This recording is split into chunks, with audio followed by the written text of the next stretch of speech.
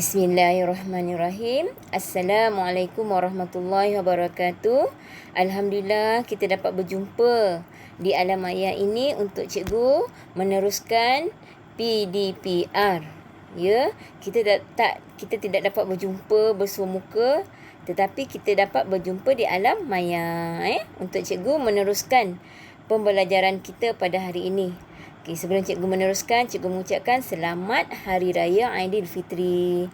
Okey, sebelum kita meneruskan lagi pelajaran kita, marilah kita sama-sama membaca doa supaya ilmu kita ini diberkati oleh Allah Ta'ala. A'udzubillahi minasyaitonirrajim. Bismillahirrahmanirrahim. Alhamdulillahi rabbil alamin. Wassalatu wassalamu ala sayyidina Muhammad asyrafil mursalin wa ala alihi wa sahbihi ajma'in. Allahumma aftah alaina hikmataka wanshur alaina min khazaini rahmatik. Rabbana asrah lana sudurana wa yassir lana umurana wa ala alihi wa sahbihi wasallam walhamdulillahi rabbil alamin. Amin.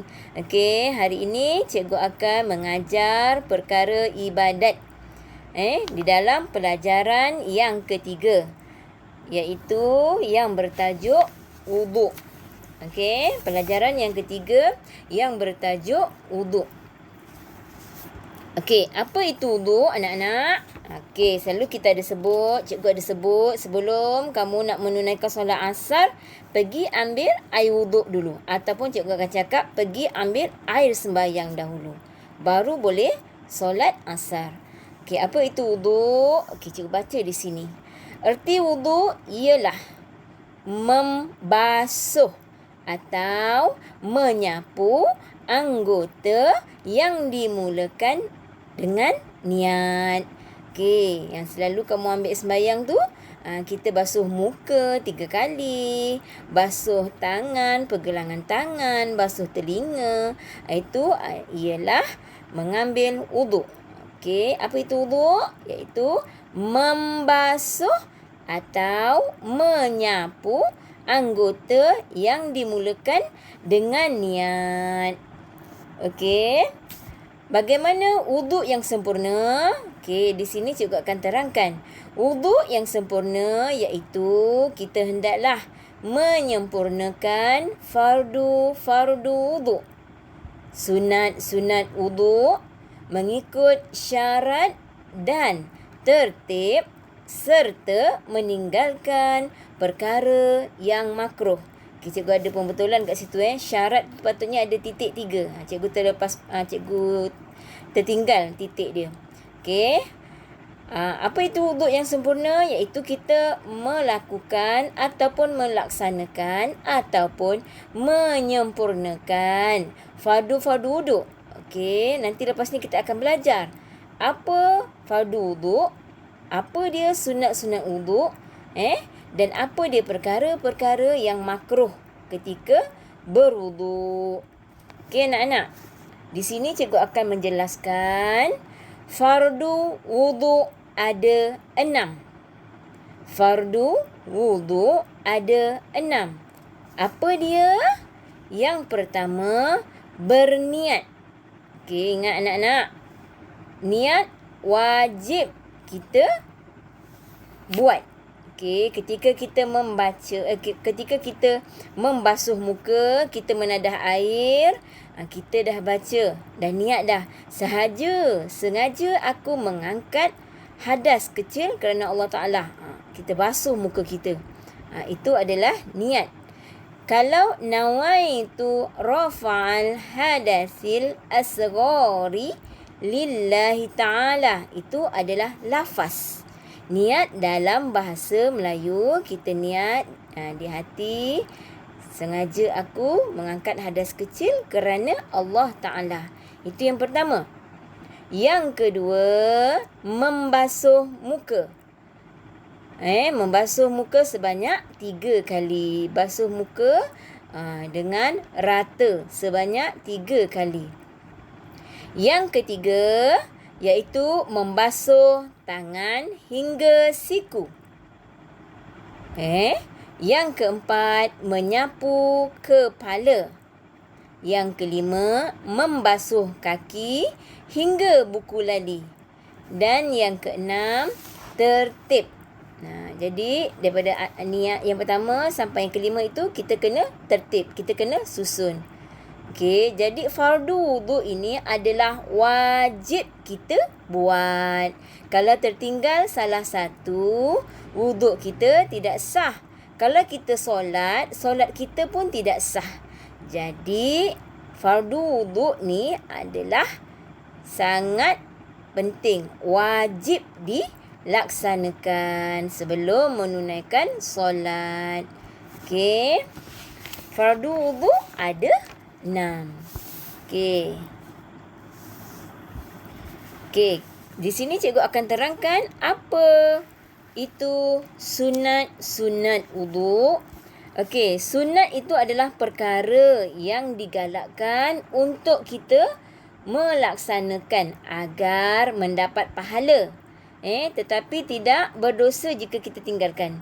Kalau kita buat perkara-perkara sunat, kita akan dapat pahala. Jadi kita nak kejar pahala, kita kena buat perkara sunat. Apa dia perkara sunat ketika kita berwuduk? Okey. Yang pertama, sebelum kita berwuduk, kita sunat menggosok gigi ataupun bersugi. Okey. Yang kedua, menghadap kiblat. Okey. Yang ketiga, setiap kali kita permulaan kita hendak mengambil air sembahyang ataupun air wuduk, kita mulakan membaca Bismillahirrahmanirrahim. Okey. Kita tengok yang keempat. Apa dia sunat wuduk yang keempat? Iaitu membasuh tangan hingga pergelangan tangan. Okey, membasuh tangan hingga pergelangan tangan. Itu sunat. Okey, kalau kita buat, kita mendapat pahala. Okey, yang kelima, berkumur-kumur. Sunat wuduk yang kelima, berkumur-kumur. Memasukkan air ke dalam mulut. Kita kumur-kumur. Lepas tu kita buang. Okey. Yang keenam, menyedut air dalam hidung. Memasukkan air ke dalam hidung. Lepas tu kita hembuskannya. Okey. Yang keenam. Okey, kita tengok yang ketujuh. Yang ketujuh iaitu menyebut lafaz niat wuduk. Lafaz niat wuduk ni dalam bahasa Arab. Itu adalah sunat. Nawaitu rafa'al hadasil asghari lillahi ta'ala. Okey, artinya tu yang wajib. Itulah niatnya. Sengaja aku mengangkat hadas kecil kerana Allah Ta'ala. Okey. Apa lagi sunat-sunat wuduk? Kita tengok yang ke-8. Yang ke-8 iaitu menyelati